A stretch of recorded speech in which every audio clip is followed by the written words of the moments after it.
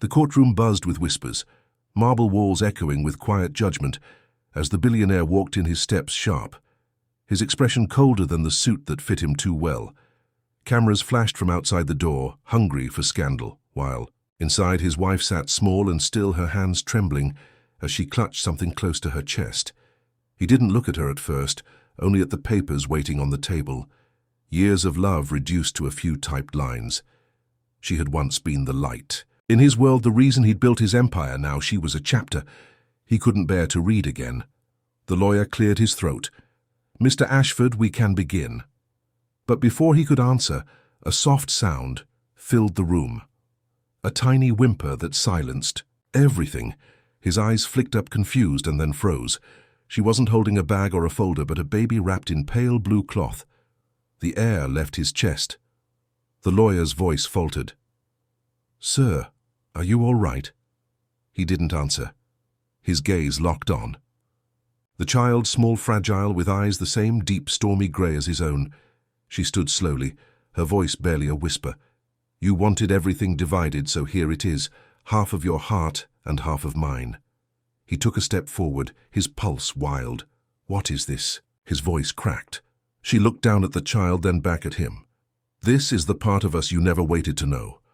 The room spun around him, the judge's words fading into nothing as his world shattered into silence. He whispered hoarse, "Is he mine?" She nodded, tears falling. "You walked away before you could ask." He stood there, frozen, the courtroom melting away until it was just her and the baby, the weight of years between them pressing against his chest. He wanted to speak, but his throat refused. Every word caught in the space between disbelief and regret. The baby stirred, letting out a soft sigh, and the sound hit him harder than any accusation ever could. She looked at him, eyes red but steady. "You were too busy winning the world to notice. It was falling apart at home." His jaw clenched. "I provided everything you ever wanted." She shook her head. "No, you bought everything you couldn't feel. You can't buy time or presence or love." He took a slow step forward, his heart hammering. "How old is he?" Her voice broke.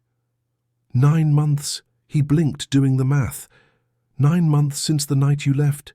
She whispered, "The night I begged you to stay, and you said you couldn't live in chaos anymore." He swallowed hard, looking at the baby again, small fingers. "Curling in sleep," he whispered. "Why didn't you tell me?" She gave a sad smile. "You wouldn't have listened. You were already halfway out the door, chasing something you thought was more important than us." The truth cut deeper than he expected he had. Thought walking away was power control, but now it felt like the greatest mistake of his life. His voice trembled. "I never wanted this." She nodded. "I know. But sometimes what we want isn't what we need." The judge cleared his throat gently, asking if so they should proceed. Neither of them answered, because for the first time since their marriage ended, they weren't enemies anymore, just two broken people staring at what they'd almost lost forever. He sat down slowly, the power that once commanded, rooms now slipping from his hands like sand.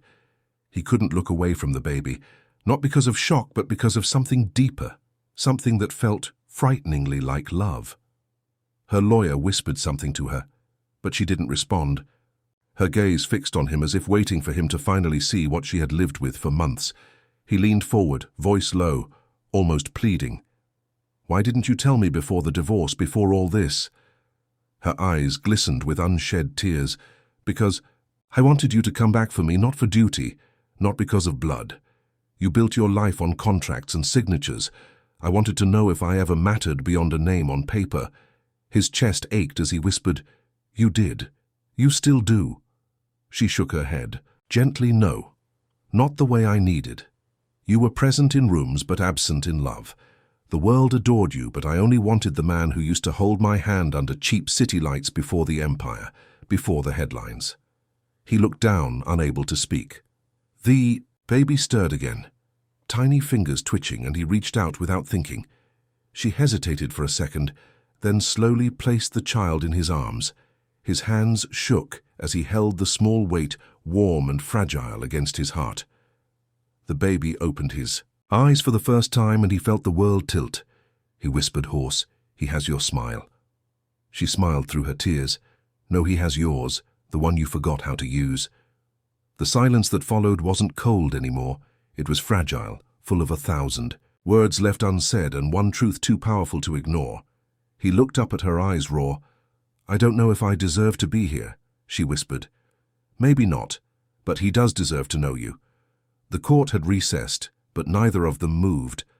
The lawyers slipped quietly out, leaving only the echo of truth hanging in the marble silence. He still held the baby close, afraid that if he let go, the moment would end and he would wake up alone again, like every night since he left. Her hands were folded tightly, in her lap, her eyes searching his face for something she hadn't seen in years. He finally spoke, his voice unsteady. "I built everything, so I'd never feel powerless again, and yet, this..." He looked down at the child. "This is the only thing that makes me realize how small I really am." She blinked, tears spilling over. "I never wanted your power, I just wanted you to stay long enough to hold what we created together." He looked up, his eyes burning with regret. "I can't undo what I've done, but I can start showing up now, not as a headline, not as a CEO, just as his father." She hesitated, breathing hard, afraid to believe him again. "And what happens when work calls, when another empire demands you?" He shook his head softly. "Then it can wait, because I've already lost one family. Chasing a world that never loved me back, I won't lose another." For the first time in years, her face softened, not with forgiveness, but with the faint spark of hope. She stood slowly, her voice trembling. "Then prove. Guide not to me, to him." He nodded once, gently handing the baby back, his voice breaking. "I will every day."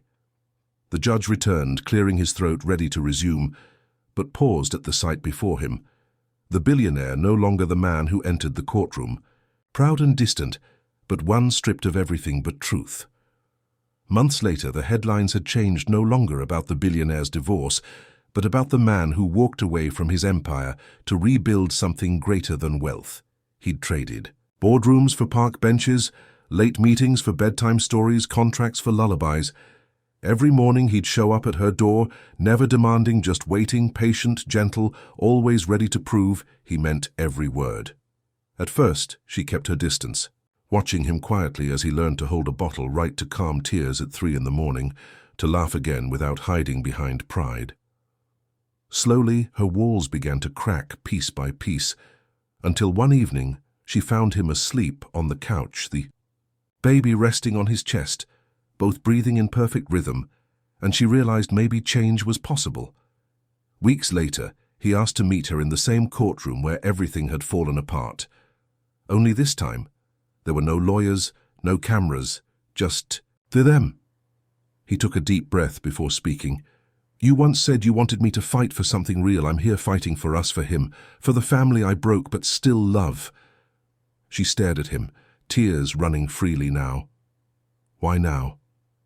He smiled softly. "Because I finally learned that love isn't owned, it's earned." He stepped closer, holding out his hand, not with arrogance but with hope. "I can't promise perfection, but I can promise presence." She looked at him, then at their son, and for the first time in a long time her heart didn't ache. It simply felt alive. And when she took his hand, the world outside seemed to fade, replaced by the quiet truth that sometimes it takes losing everything to find what truly matters.